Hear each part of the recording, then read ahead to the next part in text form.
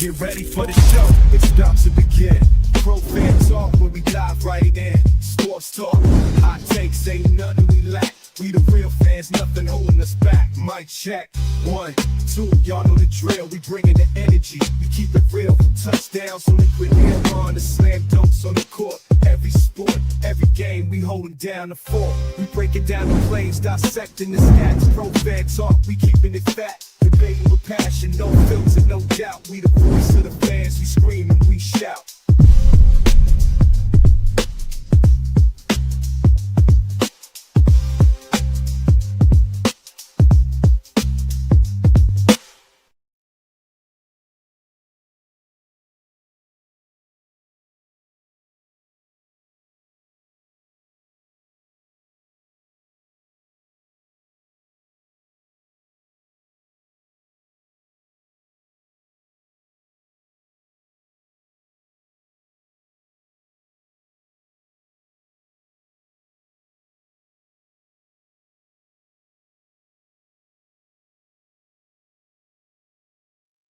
So, of course, I'm muted. I always start out with muted. That keeps everybody else keeps everybody paying attention.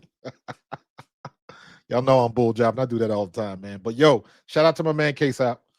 I had a long conversation with him about 45 minutes ago. I was on his show, popped on real quick. We was talking about the NFL, Cleveland Browns, Shador Sanders, and that whole situation. Always have good conversations when I'm on with Case App. We're gonna have to do that again. Um, he's busy, I'm busy, he growing like a weed. The Joker just hit 22,000 subs the other day. So props to him. I'm trying to catch him. But yeah, we got our own news, man. We got the Philadelphia Eagles making trades. Howie Roseman, the Wizard of Philadelphia, still doing his thing. So we got our own issues to deal with, man. But first off, just want to say what's up to everybody already in the chat. I see a Frado 31. You was first out the limo, bro. Carlos, as usual. Quentin, as usual. Um, in the dark with a smile. I saw you. I saw you over there with K-Sap. I appreciate you. Always appreciate it.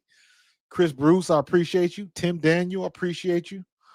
Everybody, man. Everybody that's rocking with me. Daniel Berry Sports, as usual. Keeping this thing growing, man. We grinding and growing. You know how we do. You know how we do.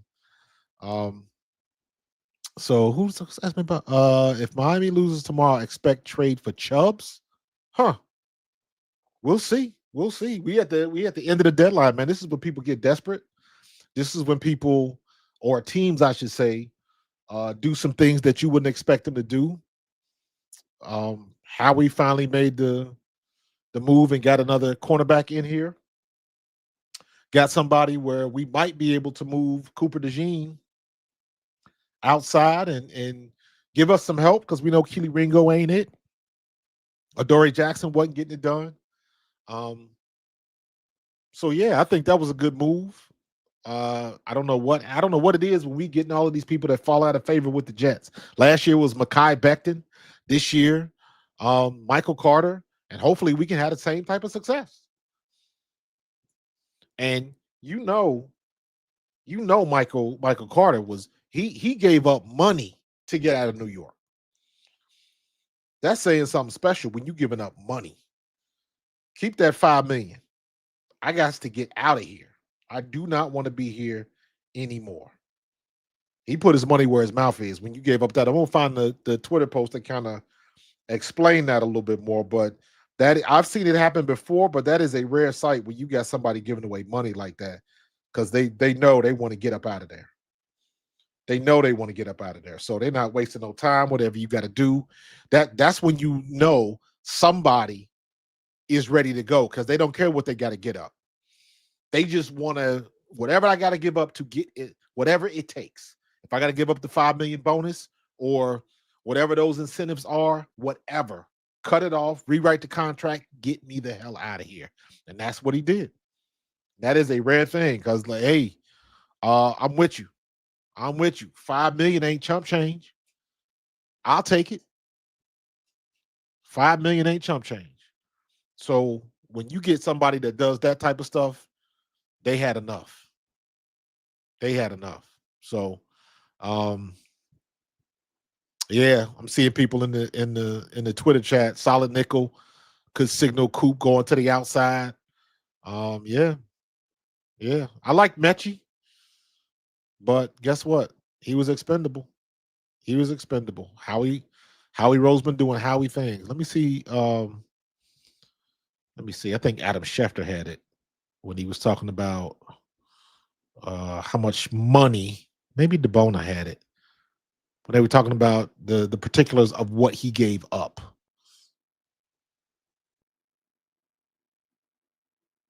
You see it and then you don't see it. It's like, ugh. But in any case, oh well. We got it done.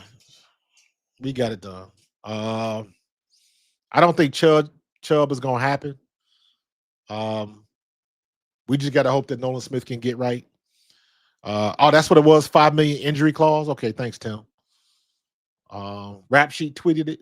I still want to find it. Yeah. Let me see. I know I got Rap Sheet in here somewhere. Clark Report, Adam Schefter. I got all the WNBA stuff up because I've been doing WNBA stuff lately. Here we go. Let me see. Let me see.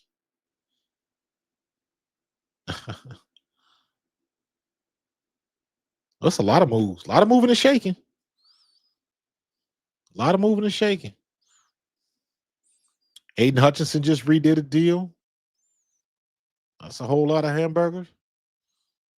Uh, yeah, I can't find it.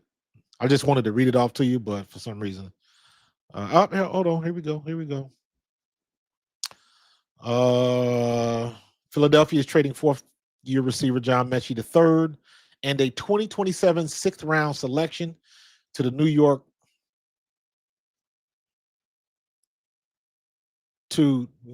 They didn't say the Jets or the Giants, but obviously to the New York Jets for nickelback Michael Carter and a 2027 seventh-round pick.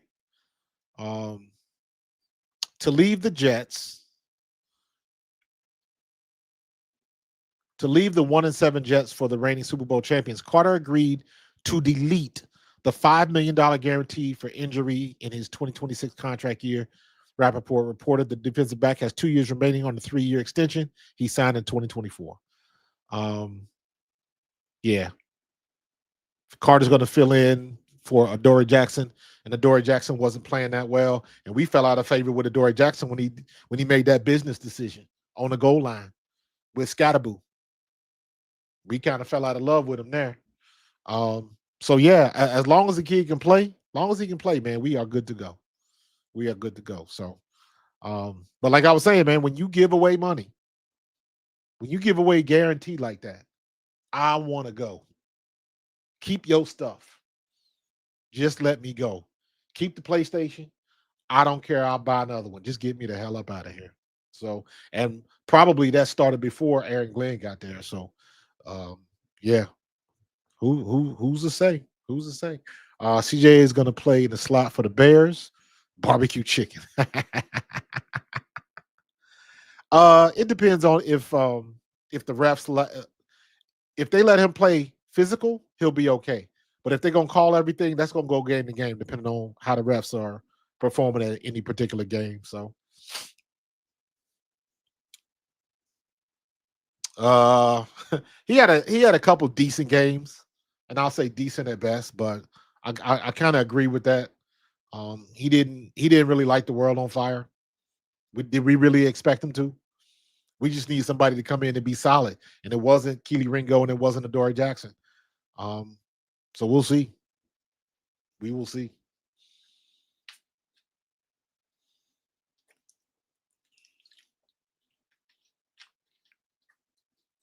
Um, the whole Shador situation, that's a whole nother conversation. You still got people in Philadelphia kind of hoping and praying that something's gonna happen with AJ Brown, and I'm like, that's not gonna happen. That y'all need to get on off that. I don't know why you would want people or why you would want AJ Brown to move on. I don't whatsoever. I think Philadelphia and any fans that are complaining, you are showing a whole lot of thin skinness.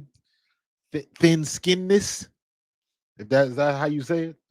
Um, Worrying about once somebody's tweeted, as long as they're not a problem in the locker room, and as long as they get between them white lines and handle business, what is the problem? I don't see one, in my opinion.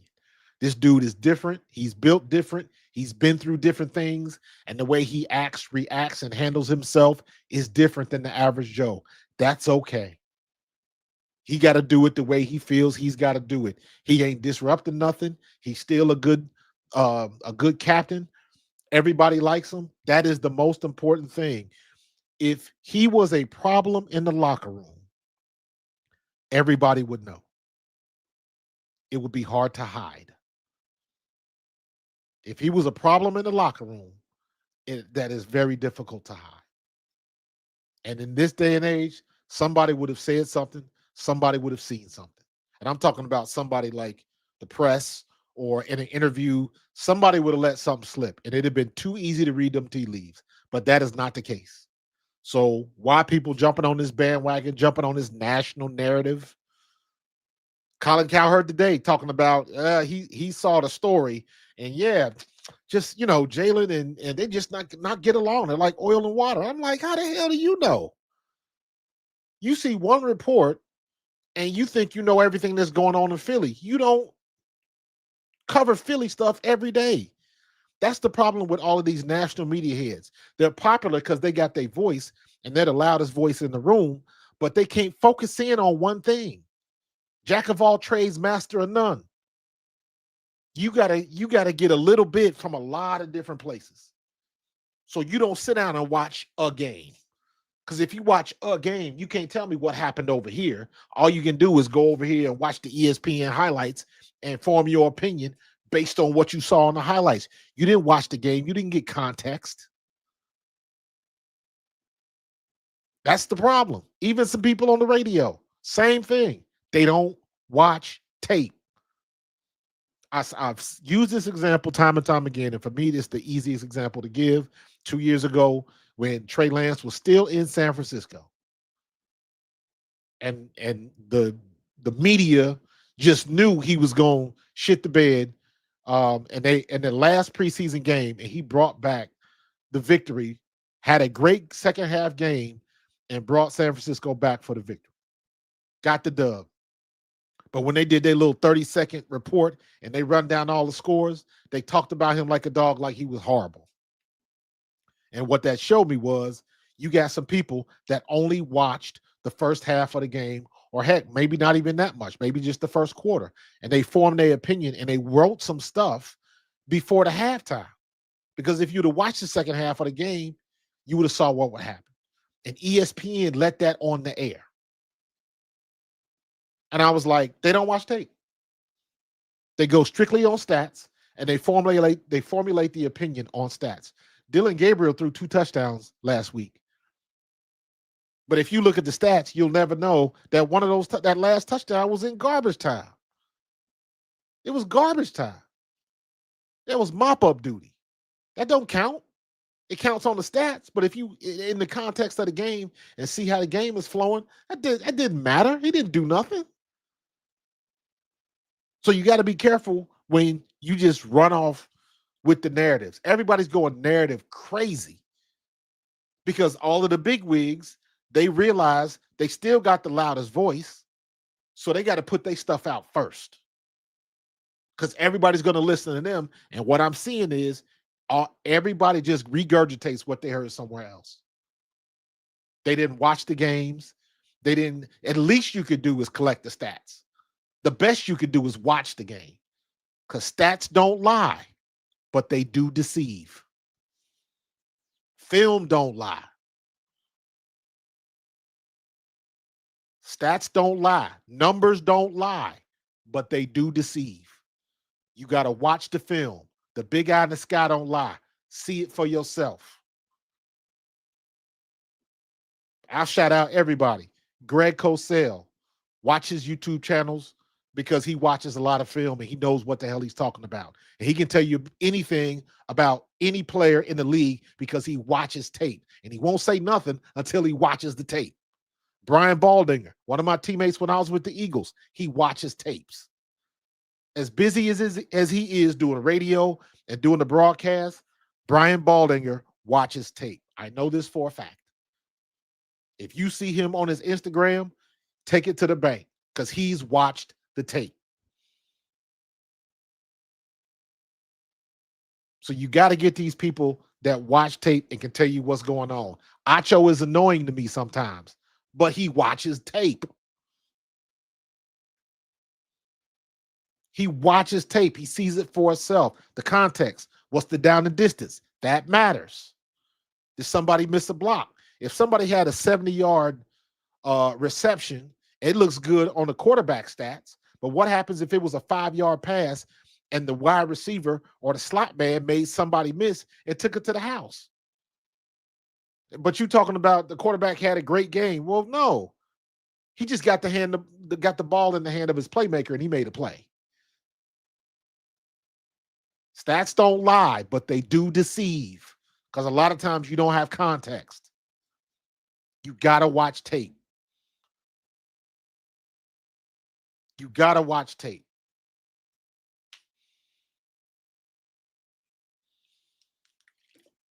Another guy shout out is Murph at Top Billing Podcast. Murph watches tape. Murph used to be a scout. He knows what he's looking at when he watches the tape. The tape, you can't make it up. You see what you need to see. Now, we might have a difference of opinion, but I can break down some things and say, I can tell you why Saquon scored last week, but the inside the tackle run wasn't there, so he bounced it outside. And so did Tank Bigsby.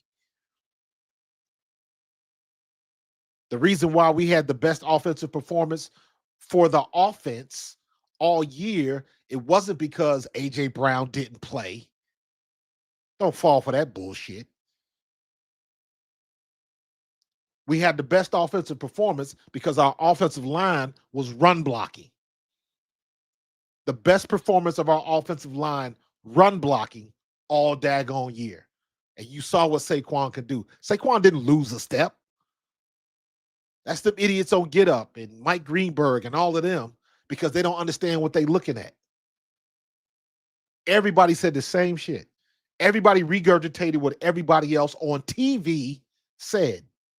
Saquon's lost a step. When you have a 2,000-yard year, you're going to come back. You're not going to be the same. You can't take all of that pounding. That ain't got nothing to do with it.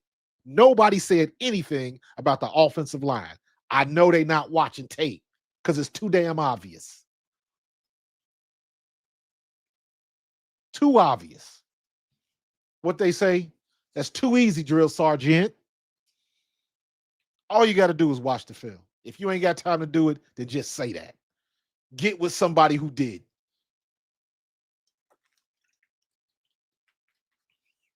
Shout out to JT O'Sullivan, the quarterback school. JT O'Sullivan used to play with the Lions long time ago. Was a career backup. But he studies the game. And all he does is watches tape on quarterbacks. That's all he does. So I trust his opinion because I know he watches tape. Don't fall for the banana in the tailpipe, man. Don't fall for it. Too easy, drill sergeant. What was that? Was that Forrest Gump?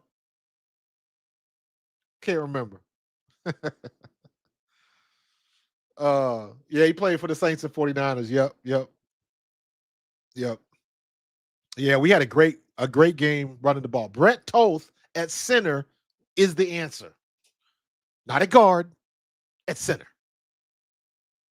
That was the answer. You know Brett Toth knows how to run block. He played at Army. Army don't throw the ball. They might have 800 plays and 12 passes. So Brett Toth had his best game. Landon Dickerson had his best game this year running the ball. Jalen Hurts under center. Love it, love it, love it. What do I tell you about when Jalen Hurts is under center? It forces the play action to work better because you have to reverse out to carry out the fake. You have to stick that ball in the air. You got to extend that arm and put that ball, make that ball visible. And the linebackers' ears perk up, see ball, get ball, and they off and running. And all it takes, what do I tell you? One step in game speed is 3 yards worth of space. All you got to do is get the linebackers to take one step in a direction. As long as your receiver is running the other way. If the receiver is going across the middle, all you got to do is get those linebackers to take one step up. That's 3 yards of space, and that's space in a radius. That's around them. Because rarely are you going to run a slant or run across and you running flat. You running parallel to the line of scrimmage. It don't happen. You always gaining ground. So if they take that one step up, well, now that 3 yards turns into 5 or 6. Right over the top, pop pass. Maybe we can break a tackle. That was the bread and butter for AJ Brown in Tennessee. And for a time here. I don't know why Kevin Patullo hasn't pulled that cord yet. I don't know. They can't stop it. Even when they know it's coming. They can't stop it.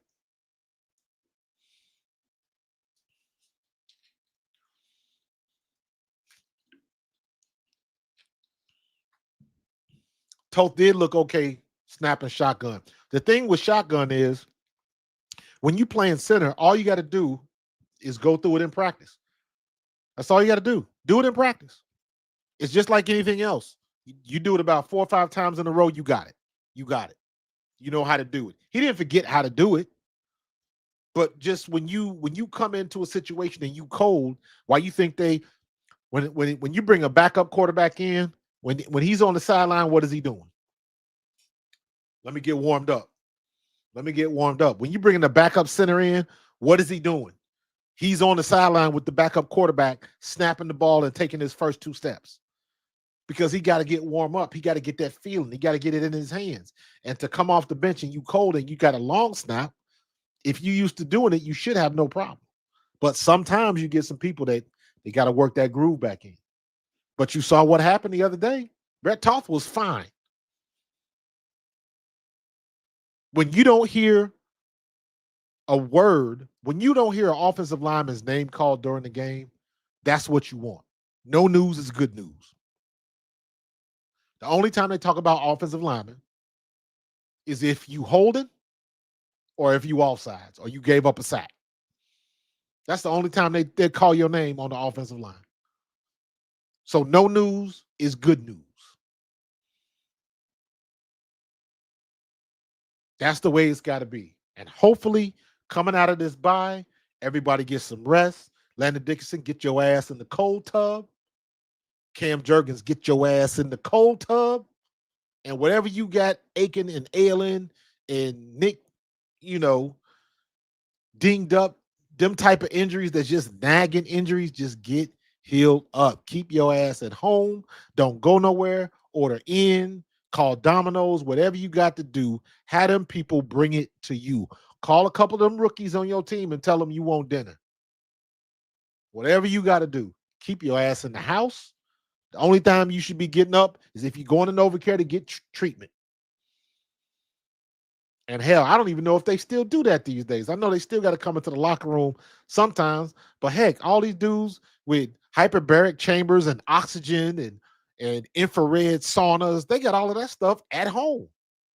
Sometimes you ain't even got to go to the NovaCare concept. You can do it at home. And you already know Lane Johnson, whoever. They got a cold tub at home. They got a jacuzzi at home. They got an ice bath at home and a sauna and a pool. They got all of that stuff. So even on their time off, they can really get some good rehab done at home. And you make that type of money when you can have a trainer do a house call. You got it like that. So I'm saying all that to say on this bye week, Sit your ass down. Everybody, sit your ass down. The only thing that anybody has to do is a lot of these new players bring that iPad home, tap into that network so you can watch the all 22. That's what you need to do. That's it. That's it. Get your game plan together. Understand what's going on. You already know Jalen working. Jalen ain't taking no days off. So let's go. That type of stuff, AJ, that stuff ain't expensive like it used to be. When you make that type of money, let me preface that. I got a buddy of mine that owns a gym. Explosive Performance in Cherry Hill. Ask for Coach Trey. Shout out to my man Trey. He got the infrared. He got all of the toys up there. It's not as expensive as it used to be. And people had that stuff in their homes because they know they still got to get it in. Jalen up watching film right now. You know it. You know it. You ain't got to bring film home no more. Hell, you ain't even got to bring the iPad home. You could probably log into a network and they probably got archives of film at NovaCare that they can tap into. They ain't got to join the NFL.com, NFL Pro page, and all of that type of stuff that we got access to. They probably don't need it. They could probably tap into the archives, into the hard drives, the NovaCare network. They probably got the telestrators and all that type of stuff at home in the basement. They ain't playing. They ain't playing. I just want us to be ready for this game so we can continue this momentum like we got it for the last 2 weeks. Just want to keep it going. Yeah, is that what it calls? Synergy? The Synergy Network? Whatever. It's called something. But I know they don't even need the iPads no more. Especially after what happened with what's his name? With Kyler Murray. Especially with what happened with him. They was tracking how many hours he was on it. And my man was playing Call of Duty and all that kind of stuff. What's up, KSAP? Do they even want to do that no more? Tracking what you doing, where you at? A lot of people might not like that. So you know what? You get on your computer or you use your smart TV, put in the password, and log in, and you get to get. You got everything you need to see.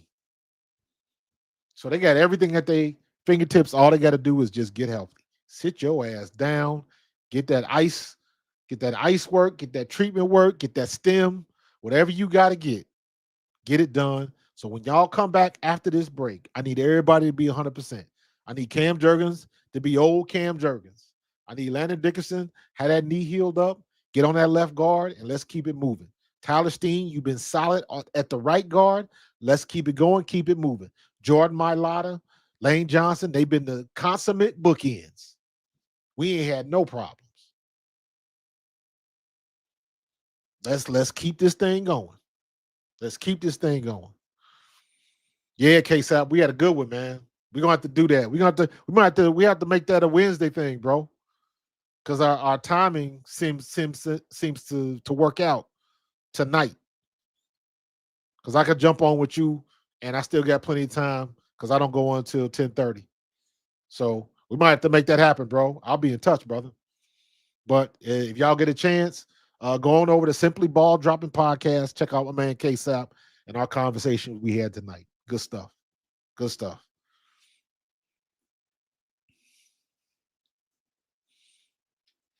Yeah, Tiff. I just need. You got to stay healthy. You got to stay healthy. You got to stay healthy. That's what it's all about. When you making your run at the end of the season, the end of the regular season, a winner and a loss can be determined by who's healthy and who's not.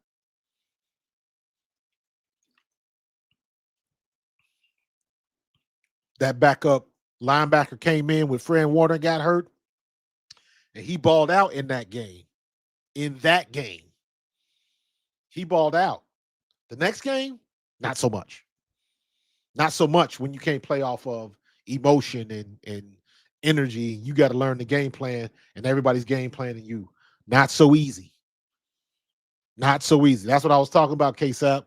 The backup for Fred Warner When Fred Warner went out, this Joker came in and put it down. He had a hell of a game. And then the following game, did not look the same.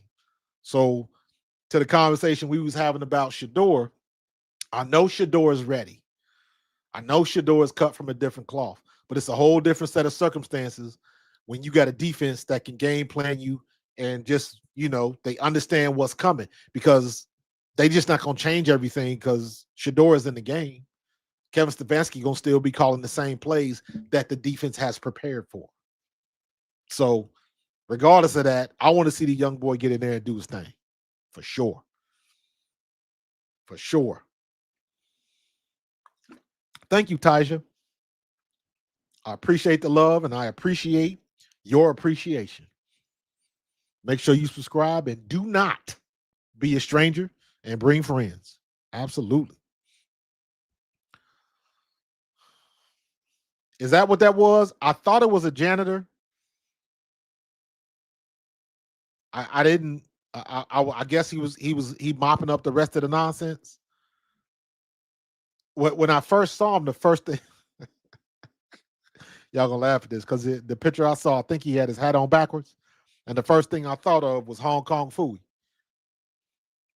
Y'all old heads know what I'm talking about. Henry.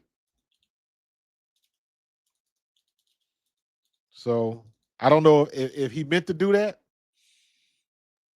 but that's what he reminded me of.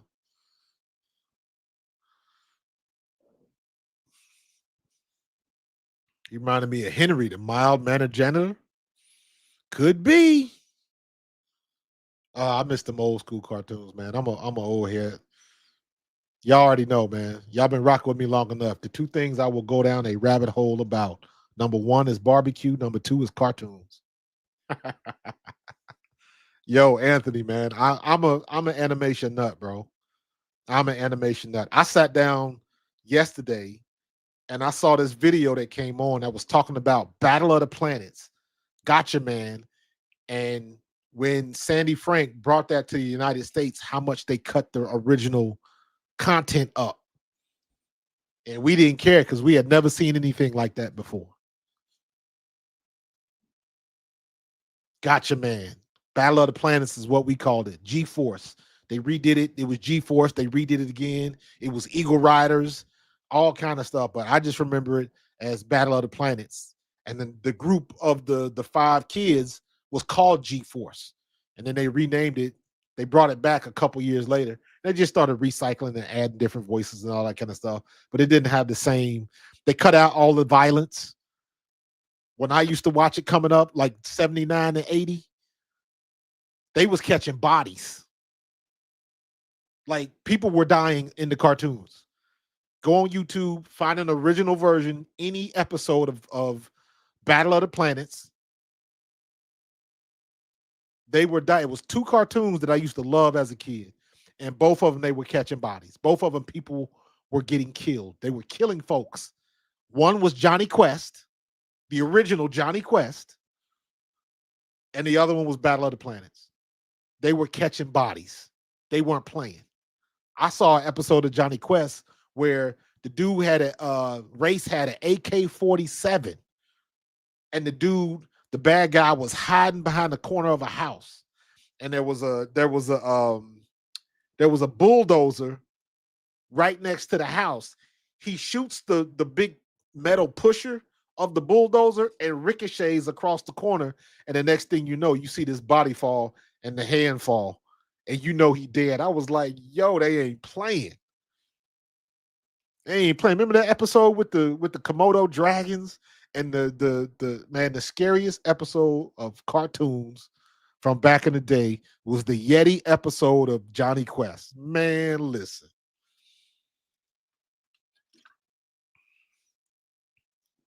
Thundercats didn't catch no bodies though. Thundercats was the 80s. Everything got safe in the 80s. The 80s was the era of the Smurfs. Everything got too cute. They wasn't catching bodies, man. Cartoons didn't really come back to how it was. We loved it until what year was that? 92 when Batman the animated series happened. I remember seeing that for the first time. I was in college and I lost my mind. I was like, am I watching a cartoon? Is this a movie? Like, I don't understand what I'm watching. The writing is good, the acting is off the chain, and Batman ain't playing. Oh, that was golden age, bro. Golden age, man.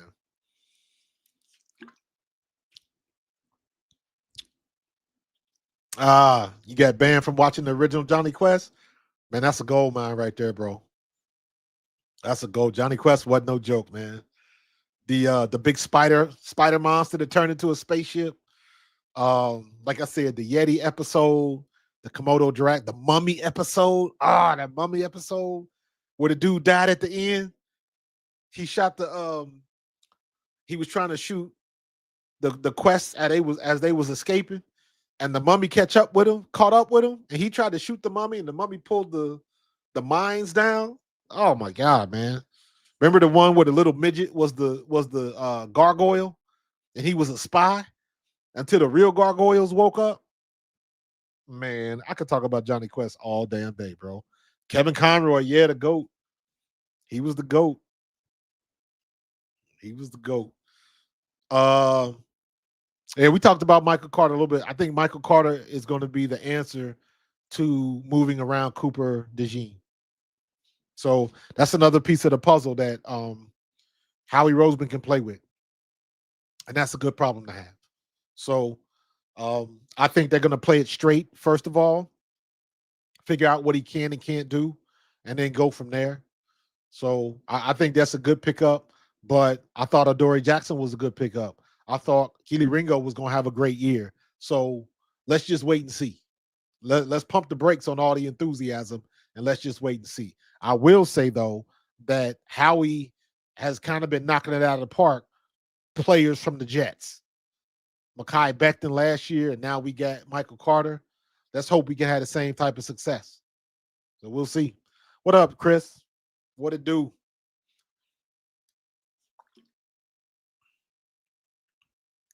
So I agree. I agree, Alex. I think Bennett gonna get a shot. I agree. I agree. It can't be worse. It cannot be worse than Keely Ringo and or Adoree Jackson because they were god awful. I was so disappointed in Keely Ringo. I was like, bro, this is your shot. This is your shot, man. I don't really count Bryce Huff. That didn't work out. That didn't work out.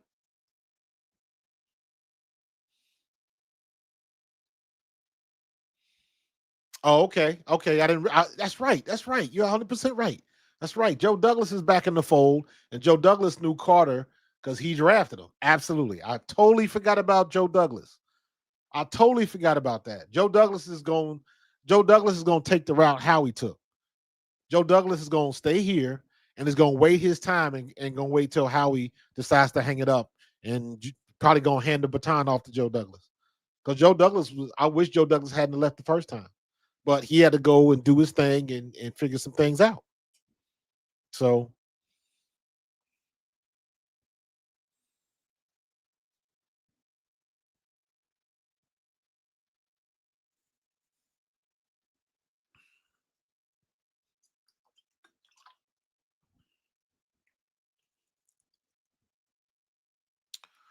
um, you think Vic Fangio ultimately wants Bennett to win the job so he can keep Cooper in the slot? I agree. I agree. But we don't always get what we want, so let's wait and see. I hope it works out that way because that means we're solid as we are. We ain't get the last thing you want to do is change something. That's the last thing you want to do. So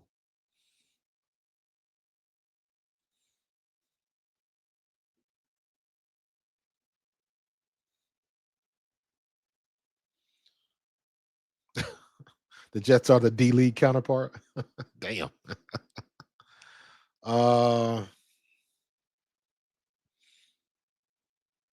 I was just saying that if we're giving Howie credit on his trades with the Jets, we got to talk about his missing. Oh, for sure, 100%, 100%, 100%. He's had some whiffs. He's had a few whiffs too.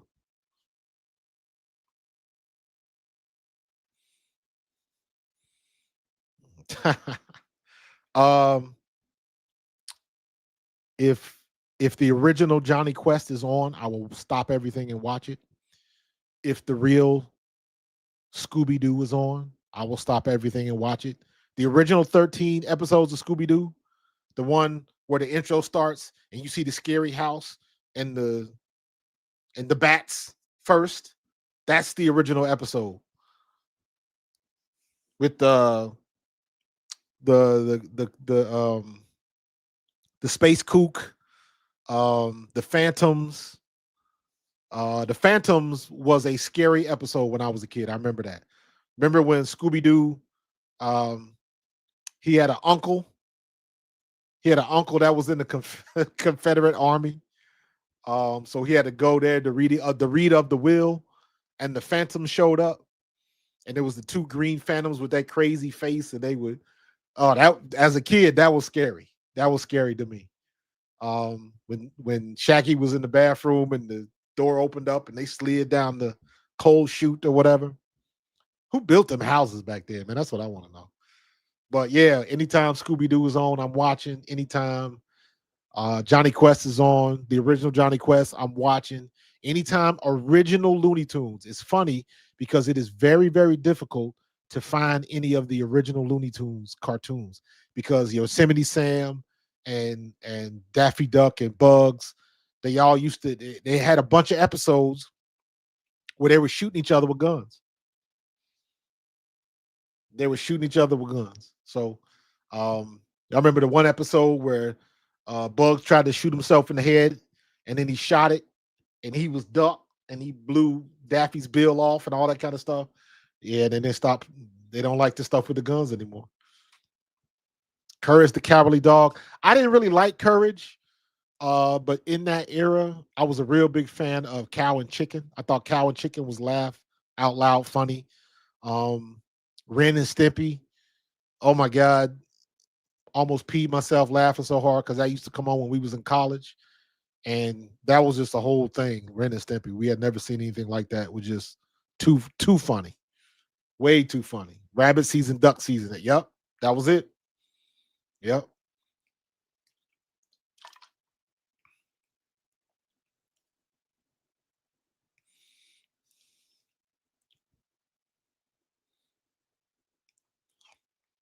Ed, Ed, and Eddie was funny too. I did like Ed, Ed, and Eddie,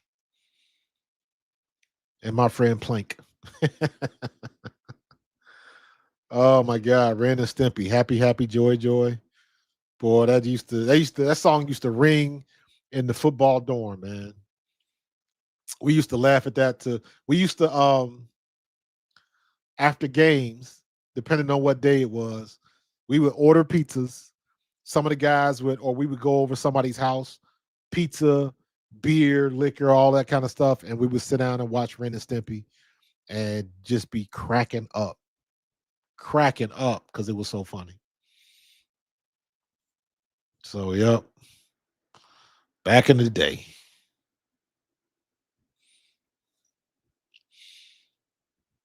13 bats, anything with Scrappy, that's a no for me. Although I will say this, a pup named Scooby Doo was funny. That was funny. Ren and Stimpy was go to Happy Birthday, Ren. Scooby Doo meets the Boo Brothers. No, anything with Scrappy is a no for me. Nope, can't do it. Can't do it. Vincent Van Gool and all of that.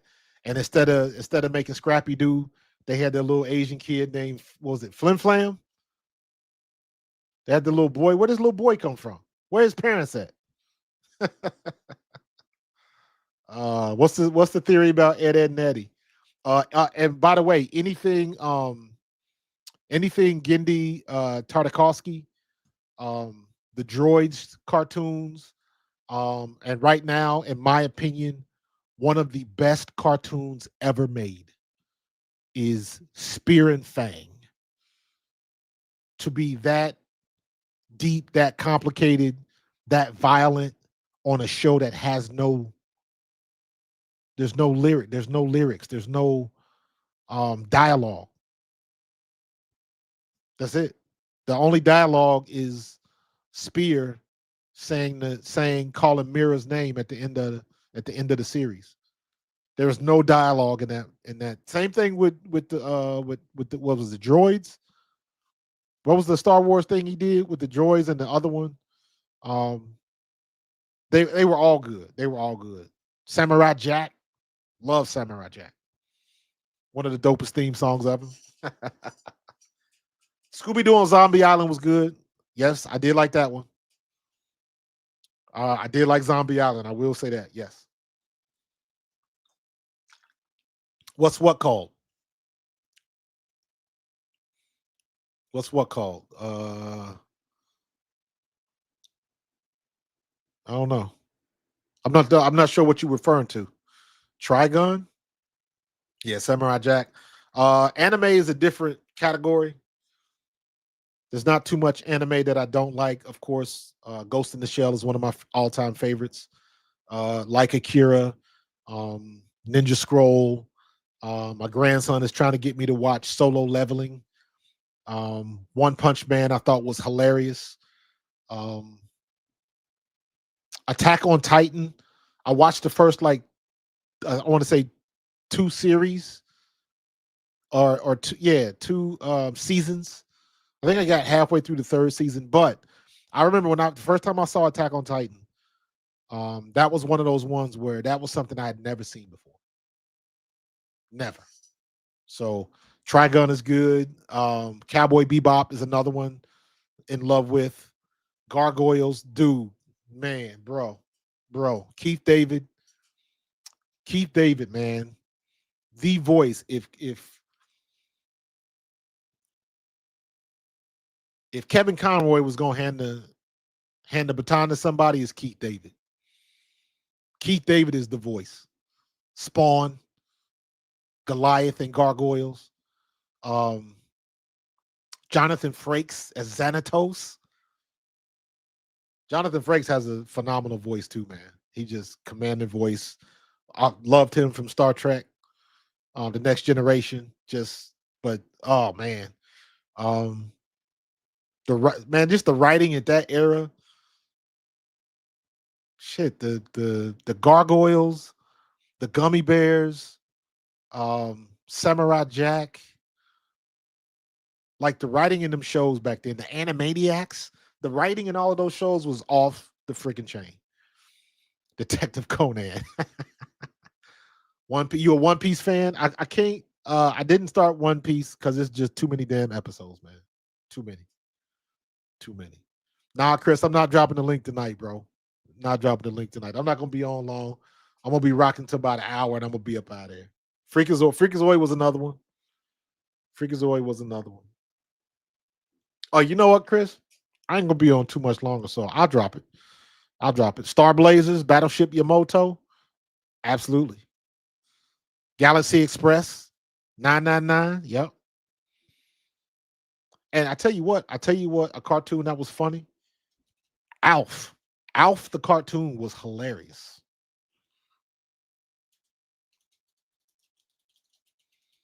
Gordon Shumway. Samurai Champloo was my joint. Love that show. One of the dopest theme songs as well. Afro Samurai. Also, the critic was funny. Yes, the critic was funny. That's old school, but I remember that vividly. That was funny. When he slept with the stalker, she was stalking him. He was like, I don't really get much action, so I'm gonna roll with it. That was funny. The critic was funny. Head of his time, man. Head of his time. Yo, Beetlejuice. That's a good one. Beetlejuice was laugh out loud funny. I agree. Beetlejuice was hilariously funny. I did play the Afro Samurai game. Yes, I did beat that. Yes, I did like that game. Yeah, Pup Named Scooby Doo, man. Pup Named Scooby Doo was funny, man. Creepy crawlers, come on, man. Come on, man. Not the creepy crawlers, bro. Not the creepy crawlers. Like I said, I'm old school, man. Battle of the Planets, Looney Tunes, Foghorn Leghorn was my favorite. Um, then you had the '80s and all of that craziness. Everybody was trying to Everybody loved. Dude, I was 16 years old, and I went to see the Transformers in the theater by myself. I was 16 years old. I'll never forget that. I was going to see that movie. I was going to see that. I love the Transformers. Love the Transformers. And that movie came out. Captain Planet was trash. Sorry. Did not like Captain Planet at all. But I did like the Centurions, Power Extreme. One of my all-time favorite cartoons ever was, now I'm going way back. Most of y'all probably won't remember this. Tarzan, Lord of the Jungle, 1977. I'm going way back with you, man. Super Stretch and Micro Woman back then. Remember them? Skeletor, He-Man. He-Man was cool. He-Man was cool. What's up, fellas? What's going on with the coach? You got me? Yeah, I got you. I done went off on a tangent, man. I told y'all, man, y'all get me talking about cartoons or barbecue. And y'all gonna lose me. What's going on with you? Talk to me. Oh man. A couple things off the rip. I just wanted to get your first thoughts on the old boy we traded for today. Michael. I thought it was a good deal. You can't get much worse than what we was getting out of Keely Ringo. And Adoree Jackson. Adoree Jackson fell out of favor ever since he made that business decision with Scatterboo. And other than that, man, Howie seems to have relatively good luck with people from the Jets, with the exception of Bryce Huff. So, you know what I mean? So Mekhi Becton. Let's see if we can get some better play at CB2. That's all we need, man. That's all we need. I think Michael Carter trading for him, I actually think is a backup plan. I think ultimately what Vic really wants, especially the way he talked in his press conference, I think he wants Bennett to go ahead and take that job so he can keep Coop in the slot. He loves Coop in the slot. Exactly, but just in case it doesn't work out. There you go. We don't always get what we want.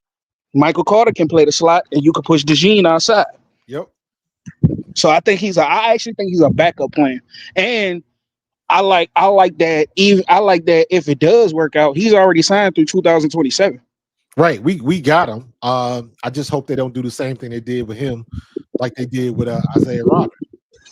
Let's keep him around. If he can play, keep him around. So, but we'll see. We'll see next week. Oh, Schoolboy, Squat Cat. Very underrated.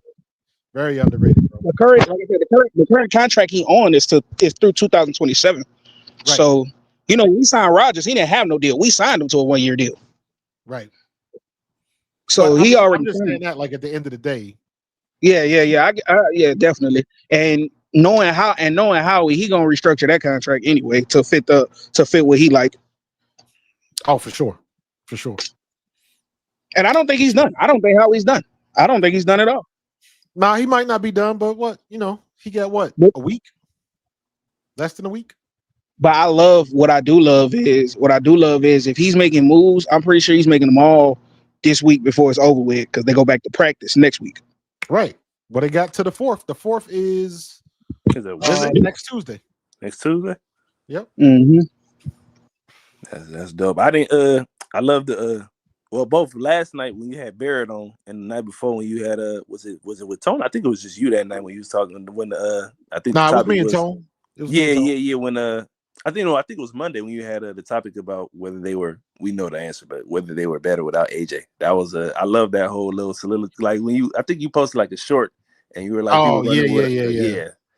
That was Monday. That was Monday. Yeah. I thought it was like when you were like with people taking what Cowherd saying running with it. I thought that was hilarious. I'm like, yeah, man. And they do it again. He I haven't seen the AJ did an interview with somebody. Oh yeah, the one was that article that dropped today? Yeah, Cowherd was talking about it, and the first thing Cowherd said, he was like, "There's no way they're gonna stay together. They don't match. They don't mix. They're like oil and water." I'm like, "What the hell are you talking about now?" Yeah, like, that's this. Not to cut you off. My bad, Chris. I didn't mean to cut you off. No, you good. But that's the thing that irritates me about this whole situation. They don't match. They oil and water. You say that after 3 All-Pros and 2 Super Bowl appearances? Exactly. Here's what, and you spot on with that. I had just a couple of things. One, I'm extremely, and you said this yesterday, because I'm over here in Cali, coach, and I'm in LA, and we got the nice weather and the beaches and everything, and we got the reputation sometimes of being a little, I guess, soft. But I'm like, I thought Philly was tough, man. I thought like it was supposed to be, you know what I'm saying, like, man, us against the world, and we letting like some Instagram stuff really be that big of a deal. They I'm gonna thin tell you right skin. now, They those thin those skin. fans. Go ahead, coach. Go ahead, coach. My bad. I was just gonna say they thin skin. I They thought Philly don't was tough, man. I thought Those Philly was like they don't want to hardcore. those Like, negotiate. They don't fans. want to talk about it. Those fans, I'm almost willing to bet, and I don't know for sure because I don't know all of them, but most of those fans that's in their camp, I guarantee you, their fanhood was established in 2018. cause it had to be, because I'm not getting, and then like, to piggyback Because on that, here's the other thing I don't get, and this is just facts. Like, I hear, and I agree with it. I hear us constantly say like we got 2 number 1 wide receivers, which we do. I just need somebody to explain to me why we got 2 and this is not a Jalen thing. I'm just saying overall. Why do we have 2 number 1 dudes that we think are number 1 guys, and our pass offense is 25th right now? Now that's not a Jalen thing. I'm just saying, like, that's the perspective that I think is being missed. Like, I'm a, we got 2 number 1 dudes, and the pass offense is 25th. Now we know the offensive line is a big part of that, but I'm like, y'all busy blaming this dude. He probably all he trying to do is trying to tell y'all, look, I'm trying to get ahead of this before it costs us a game down the road that we might need. Like, I think that's where more of it is coming from than anything. But people so like lazy with this wide receiver narrative that I'm like, I thought Philly was tougher than that, man. That's what I'm shocked about, for real. I think what took the passing offense like until basically the Vikings game. And yeah, Jalen threw the ball decently in the Broncos and Giants game. Well, yardage wise, he missed some throws. We ain't gonna beat that dead horse no more. But especially the Vikings game, I think the biggest problem with the passing offense this year was the play calling hitting its head against a brick wall, constantly trying to call the same stuff over and over. Inside zone, inside zone, inside zone, curl route, curl route, curl route, streak, curl route, streak, inside zone. That's all we saw for like the first 5 weeks. Yeah, but I think the offensive line was a huge part of it. The offensive line is definitely a huge part of I it, think the but I'm just offensive speaking to line like the chemistry is of the it. passing offense itself. Like I kind Yeah, of feel but like see, the reason why I don't agree with that is because number one, I'm old school. I played football in a time where everybody knew what you were doing. You could either stop it or you couldn't. So I don't the whole aspect of predictability to me goes out the window because again, I played in a time where you know where I'm going, you know who's getting the ball, but still can you stop me? No. So to me, it always comes down to execution because I could have my 1-year-old grandson draw up a play. If the right people get on the field and they execute that play, it'll still be a successful play. So to me, it ain't got nothing to do with predictability. It's got everything to do with execution. When Jalen Hurts threw that pick against the Giants, that's the same ball that we had connected with A.J. Brown time and time and time and time again, that he broke tackles and he did the A.J. Brown thing. It was bound to happen. But everybody got bent out of shape because that was a bad ball by Jalen. But don't talk about the play because the play had been working up until that point. no, I Correct. agree. What So about if Jalen Hurts throws the ball outside instead of inside, we probably get another reception. correct? What about this perspective? Because this is specifically for you, because I really need this take because you're a player and you did this, especially for the Eagles. So you really did this. What about this perspective? Is it possible that from a player's perspective, we can win, but we're underachieving even though we win? So in other words, we're winning, but we know deep down inside this is not gonna keep working. Bruh, Can those two things exist? That's every game. That's literally the story of us right now. That's every game. Any coach worth their salt, when you have a good game, when you watch film, you find every flaw that happened in that game and you go over it 3, 4, 5, 6, 7, 8 times. Because what you don't want to do is let the team get the big head thinking they just gonna walk out on the field and run over everybody. Because it don't work that way. So what you do is, because I remember I used to have a good game, 12 carries, 150 yards, but the coach will rewind 8 times the one play I made the mistake, the one play I missed blitz pickup, something like that. Because you can always get better, and that's the moniker. They might not say it out loud, but when you get into the film sessions, there's always things that you can do better. Even when you blow a team out, there's Correct. always things that you can do better. So I don't think a team ever looks at it like we got it all together. Correct. And I asked you that specifically because there's this huge thing. I've heard this a lot, and they've been saying it is that, well, why is this guy unhappy even though the team is 6-2? It's not about you. And I'm like, no, he probably thinking we winning, but this is not for guys of our caliber. This don't look right. That's I think what I'm getting out of kind of what people think AJ is referring to or whatever. Like it ain't a selfish thing. It's just a standpoint of like, yo, we're not achieving to the level we can. And if we keep at this rate, it's gonna bite you before you know exactly. It's gonna catch That's up. all it is. And what you don't want to happen is you don't want that to catch you at a pivotal time where what happens when you need a win to solidify the conference, so you can get 5 or for something happen to get to increase your record to get to a better standing in the playoffs when it matters. That's the point. You can't just turn it on and turn it off. That's where I think people's getting deluded is that obviously the Eagles are a Super Bowl contender, so it's only about winning the Super Bowl, really. So I'm like, yo, he's probably saying, listen, it may not get you in October, but don't let this be the divisional round and you go out there and throw for 115 and Saquon don't got it going, and then you get bounced to a team. We lost to the Giants. Like anybody can get got. Exactly. Anybody can get got. And you don't want that trend to continue because the more you do that and the more you live on that risk, like you're giving other teams the opportunity to hang around. And before you know it, it only takes a bad day for you to be gone and your season over with. That's it. Not to mention, every team is one injury away.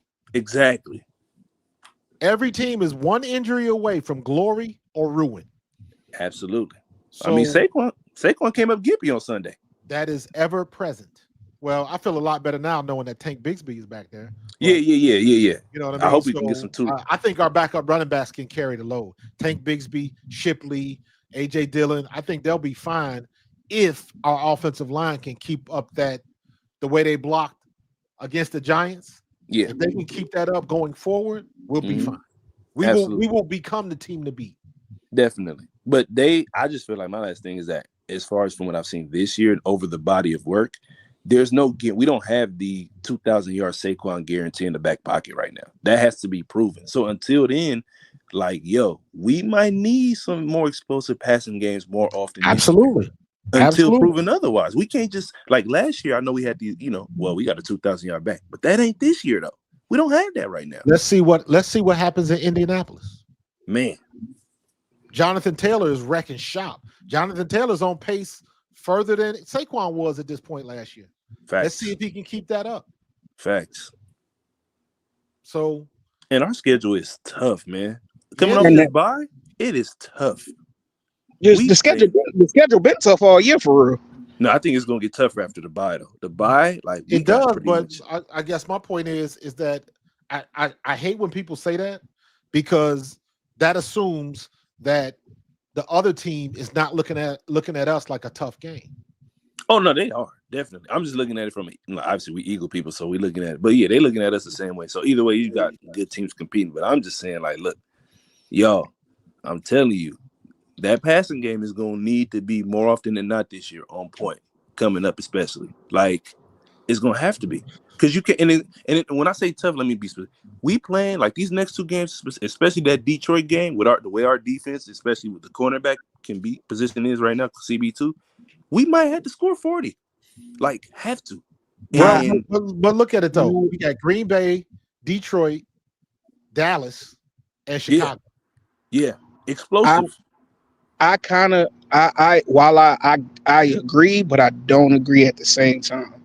Like, with the Lions' point about having to score 40, because I think we're gonna be able to control Jared Goff himself. Jared Goff's not good against pressure. And that's what our pass rush ain't been there like that. Though. Jared Goff is not the problem. Jared Goff, Jameer Gibbs is the problem. And Montgomery. Jameer Gibbs. I need Nakobe Dean to be on point by the time we go to Detroit. Well, They with come to Nicole, Philly, I think. They come to I, Philly. that no, we go to yeah, they do come to Philly. They actually do. We go to Green With Bay. okay, and with that, that's another reason. That's another reason why I'm like, I yes, he's a threat, but we gonna be healthy by then. Like at least we should be. We should I be. think BG, BG is it coming, the Smith coming back. You know what I'm saying? Like that. Those are big pieces off the edge. Yeah, and I know BG not gonna be playing no 25, 30 snaps. He gonna get 8 to 12, maybe 15 on a rough day. But Right. yeah. those gonna be key plays because we know BG in a limited role. BG's gonna get everything he got, and it ain't too many people that got the dog in him the way BG got when he coming off that edge, especially against the run. Yeah, so what is it? And I Packers, think Lions, Cowboys. Yeah, I mean, look, I'm just saying. Listen, to this point, I can only go off what I've seen. We ain't got last year defense, and we ain't got last year running game to this point. There's only one other area that gotta be incredible better. Not that it's bad, but more reliable. It's gotta be the pass game. Not that it's bad, but I'm saying, look at these teams we finna play. Like the next three, them teams can put up, especially with our defense, our cornerbacks. Like, yo, I'm telling you. Well, let me be And I honest think with that's what you. he's trying to get ahead of. I I'm don't not trust neither. worried about. I don't see us losing to the Packers. I don't trust neither one of the quarterbacks that we Why about to not, play. Coach? I just think we're a better team than the Packers. But we was better than New We York. have never had a problem handling Micah Parsons. The solution to Micah Parsons is to run at Micah Parsons. That has always been how you get to him. You run at him, not try to run away from him. True. So I don't think, and Jordan Love is bipolar. Yeah. And He's that's sometimes my good, and point. I think we a better team than that. The That's Lions is going to be a tough game because I think our running defense is going to be tested. Yeah. That is what we're going to find out against the Lions. So Nakobe Dean, Jahad Campbell, Zach Bourne, they're going to be put to the test, and hopefully by that time Jalen Carter will be Jalen Carter again. Hopefully. Because that makes a difference. So those first 3 games, I'm not worried about the Cowboys. Cowboys defense is horrible. Oof. Coach, you sure? positive. Cowboys defense? No, I'm not saying, but here's the thing. No, you're right about the defense, but I'm saying they can put up 40, Coach. They can, but guess what? They put up 40 and Keely Ringo was on the field. How many times did they attack Keely Ringo? Don't forget that. Yeah. Dallas wrote the blueprint in week 1. Dallas wrote the blueprint. They showed everybody, if you go at Keely Ringo, continue to go at him until he proves you can stop him, and it never happened. And that's exactly what they did. And then every team after that did the same shit until we took him off the field. And then Adoree Jackson wasn't much better. I'm not worried about the Cowboys for one simple reason. And this may be, a little simple-minded. I don't care. I honestly don't. I'm not worried about the Cowboys because we 6-2. Cowboys don't beat teams over 500. But here's my thing to both of y'all, though, and I respect where y'all coming from. But how can we objectively say that, even though we lost to the Giants? How can we objectively say who we can and can't beat? Lost to the Giants because we lost to the Giants on a short week with no Jalen Carter and Quinyon Mitchell in the lineup, and we're coming off a bye week for the Packers. We're gonna be healthy. That's fair. Yeah, to me, it's the health issue. Look at you can go back in the first game against the Giants. Mm-hmm. You can go back and look at the film on the offensive line. It was god awful. Got you. And let's not forget, Jalen Hurts still threw for 280. Was that the Denver game or the Giants game? The Denver he threw for 280. Giants he threw for 283. Mm-hmm. So, and I'm saying that because when we lost to Denver, mm-hmm. Jalen missed 2 throws. Those 2 throws make the difference in the game. When we lost to the Giants, Jalen missed 2 throws. Those throws were the difference in the game. 2 throws and a couple of penalties. We had the Devontae Smith. We had he had the 1 pick, of course, but the one he missed with AJ Brown should have been a touchdown.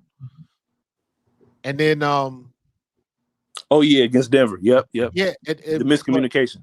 Right, but and then against the Giants, he missed AJ again. Yeah, coming across the middle. Yeah, Yeah, that's when he and threw the then, pick. If he holds it for another second, he got 6. but also you got to remember there was another play where he was looking to throw the ball to AJ Brown, and it would have been a touchdown. But the defensive tackle came through scot-free, and he couldn't even get the ball off on a 3-step drop.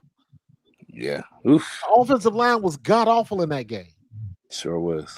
So That was no Landon hopefully, Dickinson in that game either, huh? right, hopefully we're not having that problem anymore.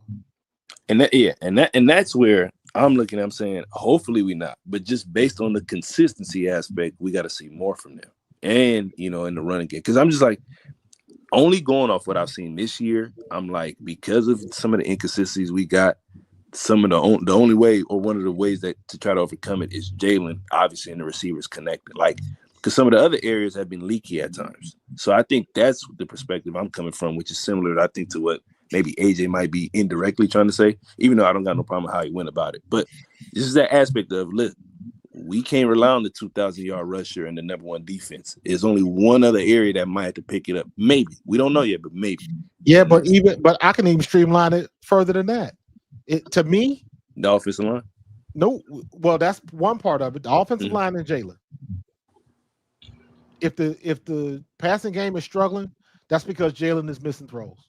Period. Yeah. So let's just streamline the process. Jalen Hurts has got to be good. Now, if in saying that, if the offensive line is not, and he running for his life, now we got a different conversation. Definitely. But if all things being equal, if the let's say it like this, if the offensive line is adequate in pass protection, Jalen Hurts has got to put the ball where it needs to be. I'm not even going to touch the running game yet. Let's just concentrate on the passing game. If the pass blocking is adequate, Jalen Hurts needs to put the ball where it needs to be. Gotcha. He doesn't turn the ball over, so that's not the issue. Yeah, it's not an issue. No.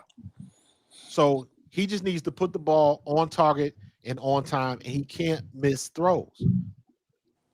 Do you think, last question, do you think with that, on piggybacking on that, do you think it's fair to say, even with our good record and how well he's played, that there is room that he needs to be better? Like, kind of what you're saying. Do you think that's fair to say, or do you think that because they're winning, it doesn't matter?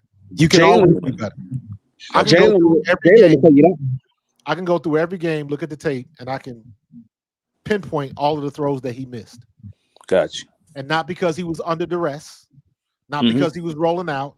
He just didn't look his way. On that touchdown to Jahan Dotson. The one last week? Yep. Devontae Smith had his man beat by 5 yards. He smoked that dude. He smoked that dude, coach. Yep. But things like that, him not even looking that direction. He was locked on. He was locked on Jahan Dotson. He was going to give Jahan Dotson an opportunity to get a touchdown. No matter what. That's exactly what he did. And Jahan Dotson came up with the catch. But if you don't go through your progression, Devontae Smith was wide ass open. That would have been another. That would have been the third dagger this year. Yep. That was one of them plays. That was one of them plays when he looked outside. He saw Jahan 1-on-1. He said, "I ain't game one all day. Yep. We up by 18. We up by 18. Why not?" And I agree 200%. I think his thought process was exactly that. I'm gonna get him one. Yeah, and the reason why I'm hoping nobody else blames him for missing Smitty is because if you watch the play on the all 22, like I'm sure all three of us have, when Smitty made the move and made bro fall, Jalen already in his throwing motion. Ball was gone. Ball was gone already. He was already locked. He was already locked on it. You got to coach. I was going to say that's the same thing he did when he threw the pick. Yeah, and I was just about to say, and I think this is the part people be missing. You made that play to Jahan that time, but if you do that same thing 3 more times, how many times do you get the same outcome? I agree. That's the problem. But that's why I said it. He's got to make the throws. He's the difference maker. Absolutely. He'll clean up everything. Thank you. Yeah. He'll clean up everything. If Jalen Hurts plays good, that'll cover up all the warts that we might have in that particular game. If Jalen Hurts finds a way to win. If the offensive line ain't blocking good and he scrambles his way out of it and runs for 6 first downs or something like that, however it has to be done, that's what he needs to do. But for the most part, he's got to get the ball on target and on time. And if he can do that, There is nobody that can beat us. That's Nobody. what I've been trying to tell.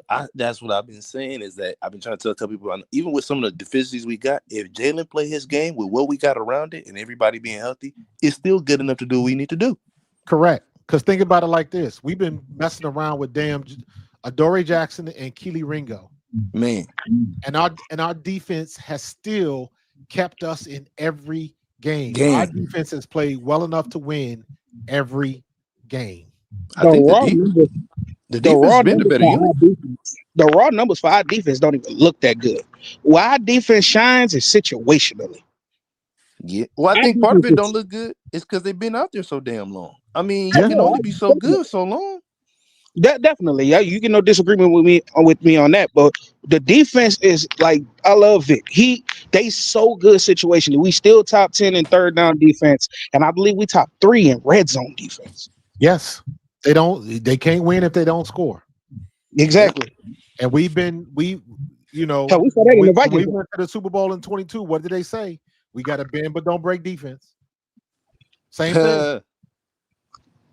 Same thing. They used to get all the way in the red zone, but we kept them out. We kept them the field goals for most of the year.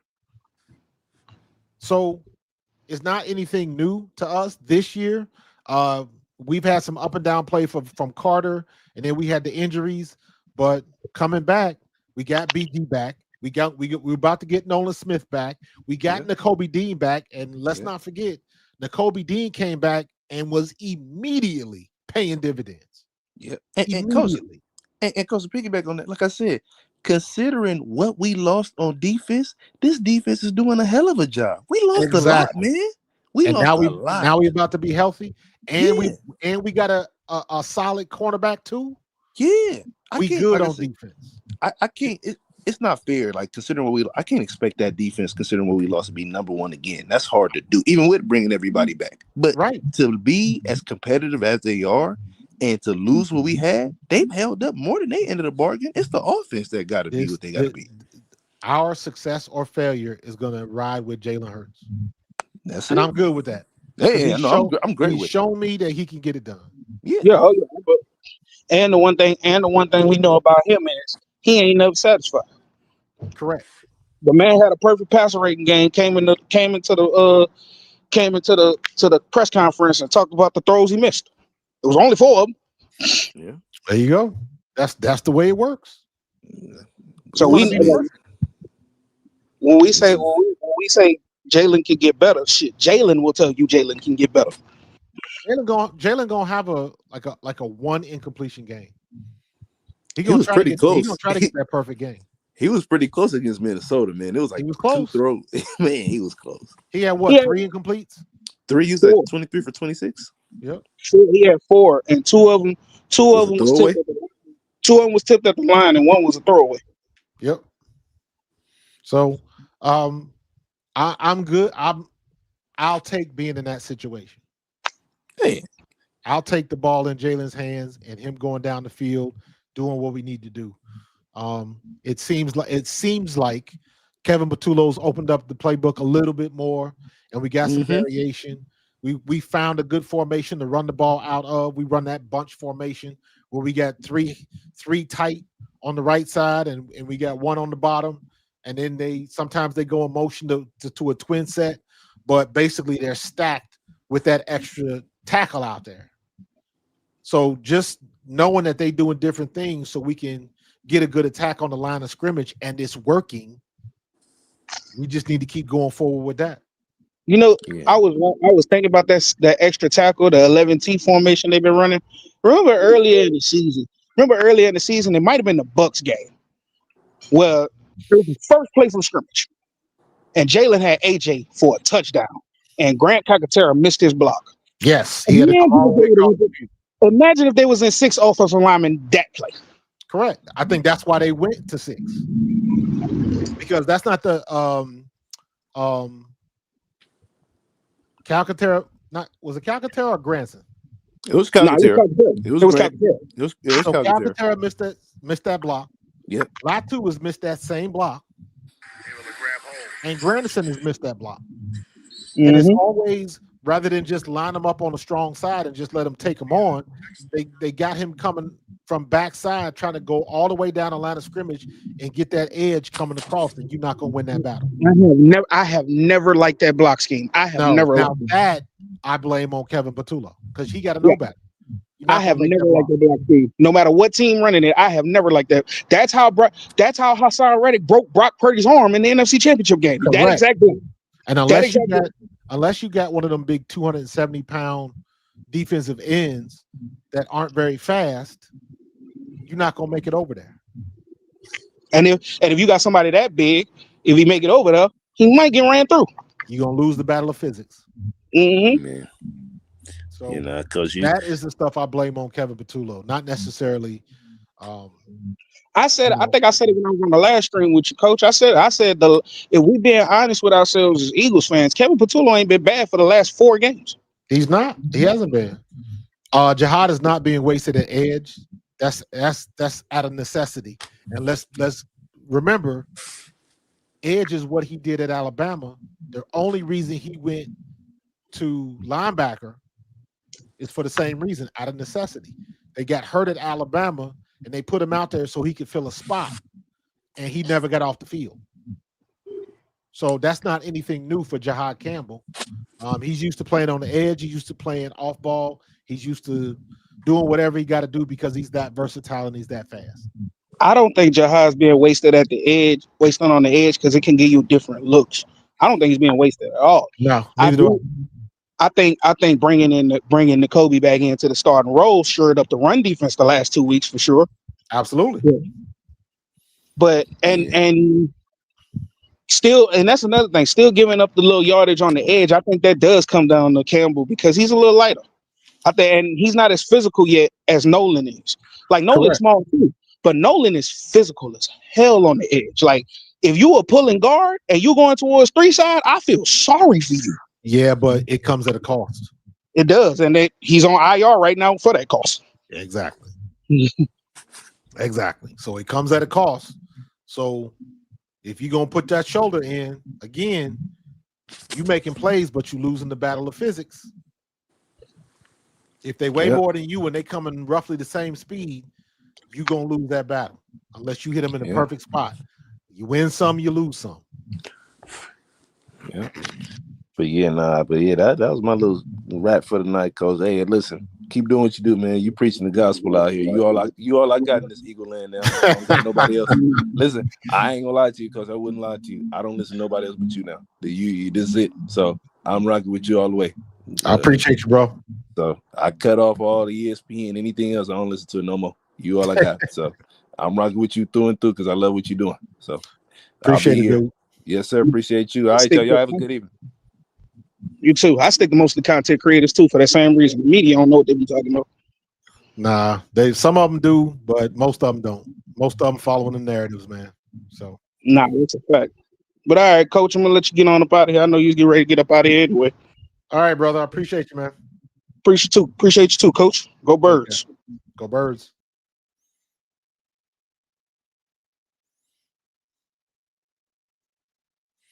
All right. Good conversations, man. Good conversations.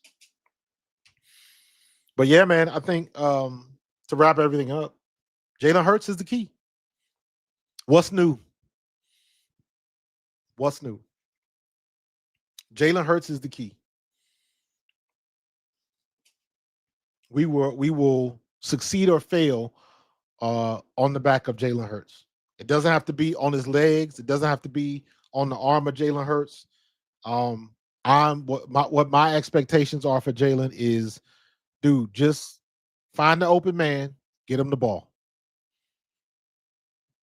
When you smell trouble, get out. Full stop.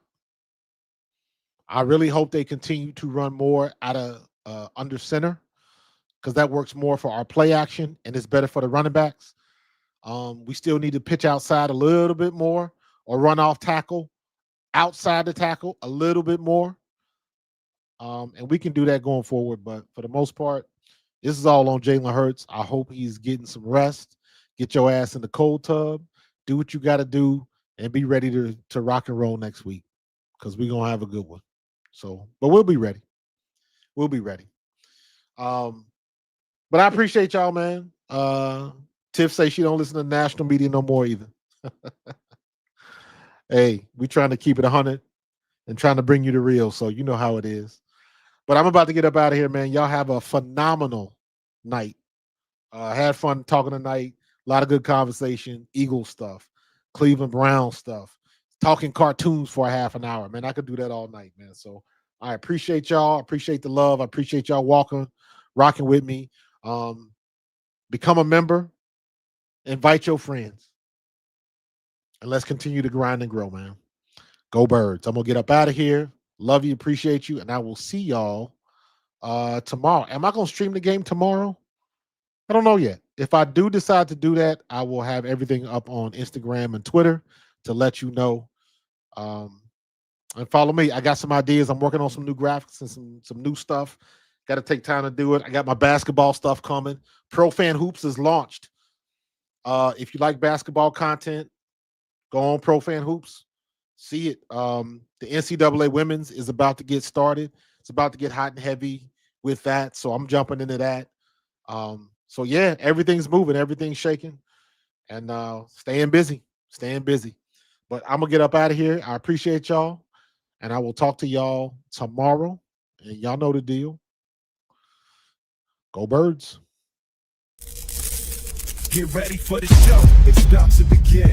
Pro fan talk when we dive right in. Sports talk, hot takes, ain't nothing we lack. We the real fans, nothing holding us back. Mic check, 1, 2, y'all know the drill. We bringing the energy, we keep it real. From touchdowns on the Premier on the slam dunks on the court. Every sport, every game, we holding down the fort. We breaking down the plays, dissecting the stats. Pro fan talk, we keeping it fat. Debating with passion, no filter, no doubt.